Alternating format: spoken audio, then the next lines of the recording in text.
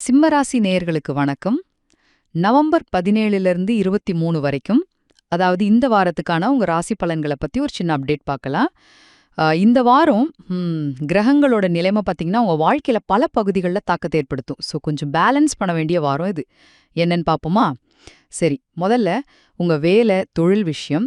சூரியன் உங்க 4ஆம் வீட்ல, அதாவது வீடு, குடும்பம் சம்பந்தப்பட்ட இடத்துல இருக்கிறதால, வீட்டு வேலைகள் ஜாஸ்தியாகி ஆஃபீஸ்ல கவனம் சிதற சான்ஸ் இருக்கு. ஆனா கவலைப்படாதீங்க.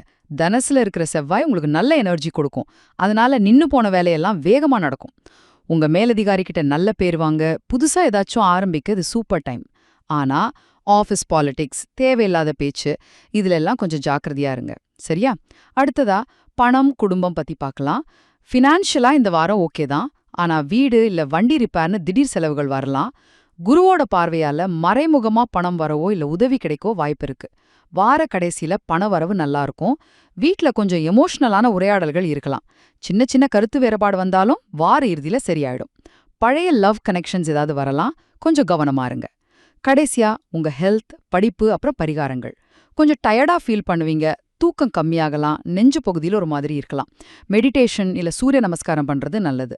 ஸ்டூடெண்ட்ஸ்க்கு நீங்க போடுற எஃபர்ட்டுக்கு நல்ல ரிசல்ட் கிடைக்கும். ஆனா கொஞ்சம் டிஸ்ட்ராக்ட் ஆகாம பாத்துக்கோங்க. நவம்பர் 20 புதன்கிழமை உங்களுக்கு லக்கி டே. பரிகாரமா ஞாயிற்றுக்கிழமை சூரியனை கும்பிடுங்க. வெள்ளை இல்ல ஆரஞ்சு கலர் ட்ரெஸ் போடுங்க.